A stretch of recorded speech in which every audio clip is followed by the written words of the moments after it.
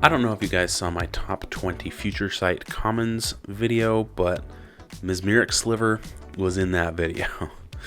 All slivers have when this permanent comes into play, you may fate seal one. This ability, I think, maybe it's too broken, but you basically scry for an opponent. So it says fate seal one means scry for an opponent. You can choose to put it on top or bottom of that library. So you can help people out and be like, oh, they're missing their land drop, I'm going to scry for them.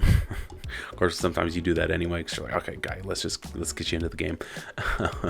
But this ability, there's got to be something with it, right? There's got to be, like, you got to bring this in and use it somehow.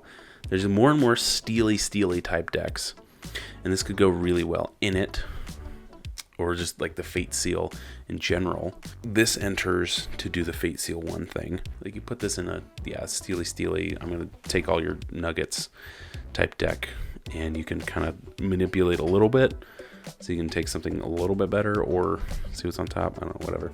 So being able to do this, I guess it's just kind of annoying and a little bit broken, because then you get to decide your opponent's fate. But you're doing that anyway with stealing type decks, or hey, look at target opponent's hand, graveyard, and library and get rid of all the cards that they have with the same name, right? I think that's more manipulative than this.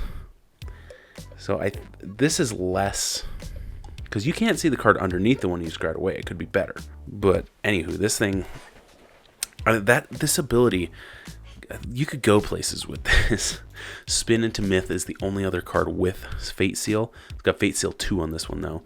So you pay 4 and a blue. It's an instant. Put target creature on top of its owner's library, and then Fate Seal 2. So you put the creature on top, and you're like, I'm just immediately going to get rid of that.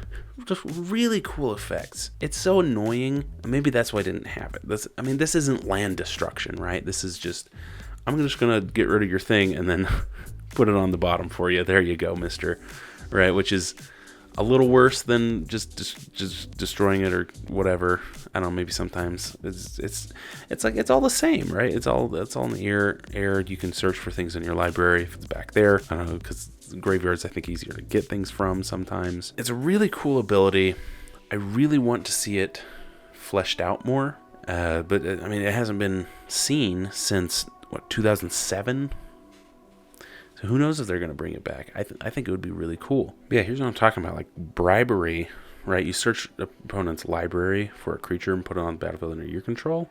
So I think that's way more broken than scrying for them. I don't know. You could have, I want them to do some sort of, you get Ashiok in there. And you've got an Ashiok Planeswalker that could, +1 Fate Seal 2 or something, where you're manipulating somebody's deck, because it's, and the deck could be called Fate, or like the Fates or something.